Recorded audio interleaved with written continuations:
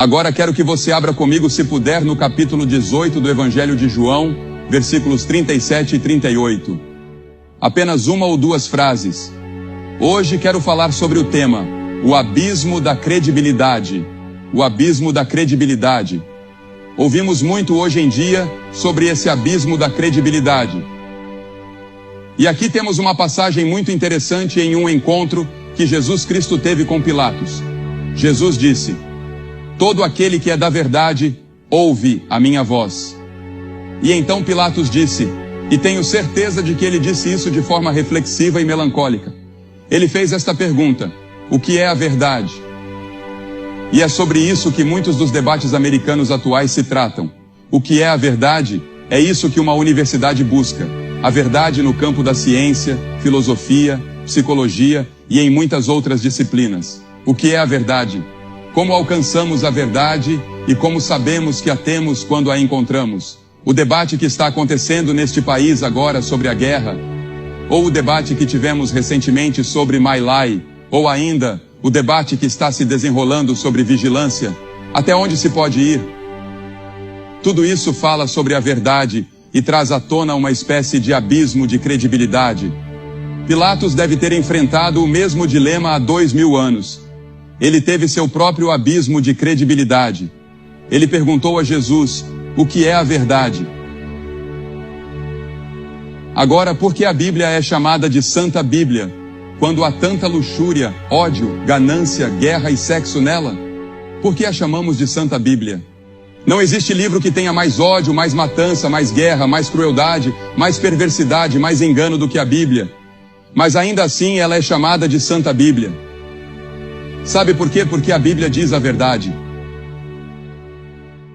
A Bíblia diz a verdade sobre Deus. A Bíblia diz a verdade sobre o homem. A Bíblia diz a verdade sobre o diabo. A Bíblia diz a verdade sobre seus personagens. Se este livro tivesse sido escrito por homens que não estavam sob a inspiração do Espírito Santo, muitos desses homens que são heróis na Bíblia, você jamais ouviria falar sobre seus pecados, suas fraquezas e seus fracassos. Mas a Bíblia conta a verdade sobre todas essas coisas. Agora, a Bíblia nos diz que o próprio diabo criou o primeiro abismo de credibilidade. Se você voltar ao 3º capítulo de Gênesis, o 2º e 3º capítulos de Gênesis, logo após a criação do homem, verá que Deus disse: coloquei uma árvore no jardim, no dia em que dela comer, certamente morrerás. Agora o homem estava em um paraíso perfeito. Nenhum pecado jamais havia sido cometido. Nenhum assassinato, nenhuma luxúria, nenhum ódio, nenhuma guerra, nenhuma pobreza, nenhuma poluição. Tudo era perfeito. E Deus disse: tudo isso é seu. Você nunca morrerá. Você desfrutará disso para sempre. Mas não toque naquela única árvore. Por quê? Deus estava testando o homem porque deu a ele liberdade de escolha. O homem podia escolher obedecer e servir a Deus, ou podia escolher se rebelar contra Deus e seguir o próprio caminho. Deus criou o homem à sua imagem e lhe deu liberdade de escolha.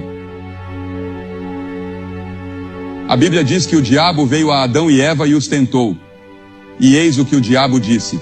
O diabo disse: vocês sabem, Deus disse que, se comerem daquela árvore, certamente morrerão. Bem, eu quero lhes dizer uma coisa. Vocês não vão morrer. Deus está com ciúmes de vocês. Deus sabe que se comerem daquela árvore, se tornarão deuses. Vocês serão como Deus. Vão em frente. Comam da árvore. Vocês não precisam obedecer a Deus. Escutem a mim. E eles ouviram o diabo. Eles acreditaram em uma mentira em vez da verdade de Deus. O homem se rebelou contra Deus, e todos os problemas, todos os sofrimentos e todas as guerras da história resultaram do fato de que o homem está em rebelião contra Deus. O diabo criou o primeiro abismo de credibilidade. Agora, a Bíblia ensina que chegará um tempo em que o anticristo surgirá. Ele será o diabo encarnado em um homem. E isso acontecerá em algum dia no futuro. Eu não sei quando será, mas a Bíblia ensina que o anticristo governará toda a terra, e até mesmo alguns que se dizem crentes serão iludidos e enganados por ele. Haverá paz. Ele será um homem de paz e trará paz ao mundo, mas será uma paz enganosa e breve. não durará muito, será a paz do diabo. A paz permanente só virá quando Deus voltar, na pessoa de seu Filho Jesus Cristo, estabelecer seu reino e destruir o diabo. A Bíblia ensina que o diabo será lançado no lago de fogo e enxofre, e você não será mais atormentado por ele. Eu diria, Senhor, apresse-se, porque o diabo está causando muitos problemas. Agora, a Bíblia ensina que o homem acredita em uma mentira em vez da verdade. E a Bíblia diz que trocamos a verdade de Deus pela mentira do diabo sobre o sexo. Por exemplo, os jovens acham que podem viver em uma sociedade permissiva e escapar das consequências. Mas isso gera seus próprios horrores, seus próprios problemas, tanto na consciência, com a culpa na mente, quanto no corpo. As doenças venéreas, por exemplo. Em uma cidade deste país, 1 em cada 4 pessoas jovens está infectada atualmente.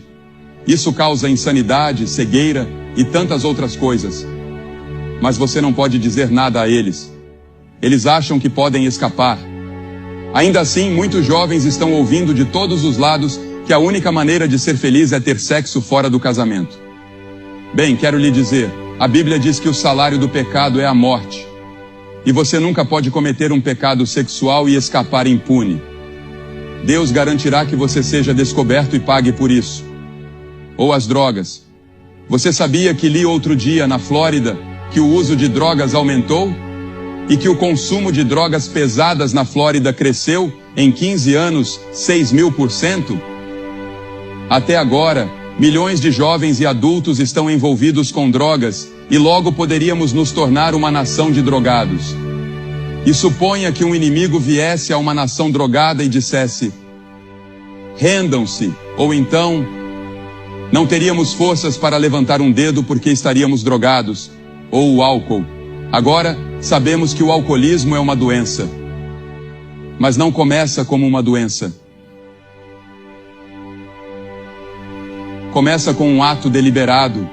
Algumas pessoas conseguem lidar com isso, outras não. Mas você nunca sabe quem será. Não existe um teste disponível. Então você está correndo um risco. Os jovens experimentam drogas, experimentam álcool, experimentam sexo permissivo, experimentam tudo isso em busca de paz, alegria, felicidade, propósito e significado para suas vidas. E não encontram. Por que não encontram? Porque é uma mentira do diabo. O diabo está te contando uma mentira. Ele diz, você será como Deus. Este é o caminho para o prazer. Este é o caminho para a felicidade. Este é o caminho para se divertir. A Bíblia diz que há diversão nisso, mas por pouco tempo. Há prazer no pecado, a Bíblia diz, por uma temporada. Claro, você pode sair, tomar uma dose de heroína, ficar chapado e se divertir por um tempo. Claro, você pode sair, ter uma experiência sexual e um momento de êxtase. Claro, você pode sair, se embriagar, se sentir bem e como se pudesse conquistar o mundo por um momento. Mas então vem o preço. O salário do pecado é a morte. É a mentira do diabo tentando nos desviar do caminho. Ou a hipocrisia religiosa. Algumas pessoas foram repetidamente levadas a crer, ou melhor, não foram explicitamente ensinadas, mas demos a entender nas igrejas, que se você vai à igreja, está tudo bem. Você pode odiar a igreja, pode estar sentado ali pensando no jogo de golfe que vai jogar depois, em vez de prestar atenção no que o pregador está dizendo. Mas se você simplesmente vai à igreja e dedica aquela 1 hora por semana, isso compensará todas as outras atividades da semana. Essa é uma das maiores mentiras do diabo, porque é um compromisso diário. Você leu sobre aquele cachorro, um collie, lá na Virgínia Ocidental? Ninguém sabe como ou porquê, mas ele sabe quando é domingo. E todos os domingos ele caminha 1 quilômetro até a igreja metodista. Isso mesmo, saiu no jornal outro dia. O cachorro caminha 1 quilômetro até a igreja. E quando o pastor fica na porta cumprimentando as pessoas, ele levanta uma pata para cumprimentar também. Depois, quando tudo termina e a última pessoa vai embora, ele caminha de volta para casa, outro quilômetro. Não sei se alguém ensinou isso a ele ou não, mas é o que acontece. Mas isso não faz do cachorro um cristão. Ir à igreja não é a resposta completa. A resposta é Jesus Cristo, que disse ser a verdade. Você conhece Cristo como seu Salvador e Senhor? Jesus disse: conhecereis a verdade e a verdade vos libertará. Agora, o que é a verdade? Jesus disse: eu sou a verdade. Ele disse que é a verdade. Lembra que mencionamos a Santa Bíblia há pouco? Jesus é a verdade. Agora, se você não aceitar Jesus Cristo como Salvador, acabará escolhendo outro Messias, porque veja bem, todos precisam de um Deus. Não importa quem você seja, você precisa de um Deus. Uma das coisas mais interessantes sobre a equipe de tênis de mesa que foi à China há algum tempo atrás, foi a declaração de um dos membros. Ele disse algo assim: a única coisa que mais me impressionou na China é que Mao Tse-tung é como Jesus. E as pessoas que vivem lá estão sob sua proteção. Ele disse que em todos os lugares que visitaram, havia fotos de Mao Tse-tung. Você vê, todos precisam de um Deus. E se você não escolher Jesus como seu Deus, acabará tendo outro.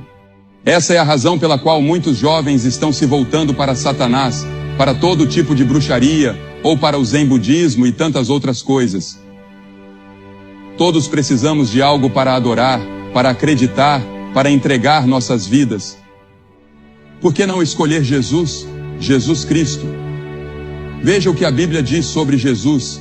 Ouça isso. Você já ouviu alguma descrição mais grandiosa do que esta em toda a literatura? Ele é a imagem do Deus invisível, o primogênito de toda a criação. Pois nele foram criadas todas as coisas nos céus e na terra, visíveis e invisíveis, sejam tronos, sejam dominações, sejam principados, sejam potestades, tudo foi criado por ele e para ele. Ele é antes de todas as coisas, e todas as coisas subsistem por ele, para que em tudo ele tenha a preeminência. Pois foi do agrado do Pai que toda a plenitude nele habitasse. Jesus Cristo disse: eu sou a verdade. Quando a ciência descobrir o segredo final do universo, encontrará Jesus. A revista Time publicou recentemente uma matéria de capa sobre os genes, o problema genético e o que está acontecendo na ciência, mostrando o quão perto estamos de criar vida humana. Sabe, talvez consigamos criar vida humana, mas não será um homem de verdade. Ele não terá consciência, não terá uma alma, não terá aquela parte que é feita à imagem de Deus. Poderia ser uma monstruosidade, poderia ser um monstro, poderia até ser o anticristo. Não sabemos o que a ciência será capaz de fazer. Jesus disse: eu sou a soma total de toda a verdade. Verdade científica, psicológica, filosófica, religiosa.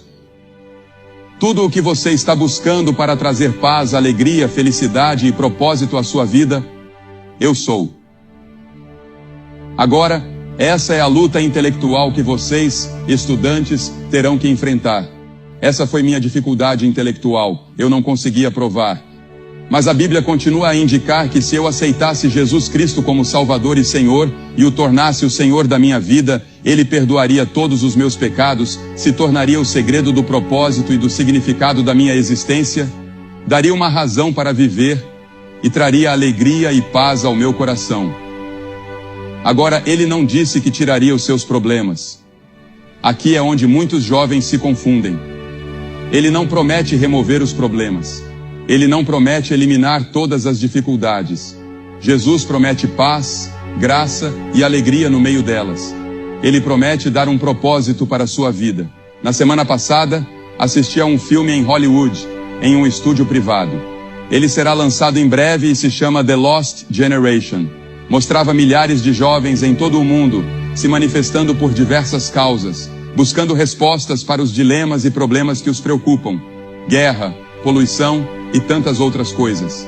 Então o filme mostrou homens negros, mulheres negras, jovens, estudantes, homens brancos, garotas brancas, um após o outro, falando o que Jesus Cristo havia feito em suas vidas, como Cristo as havia transformado. Cristo pode transformar sua vida. Isso depende de você.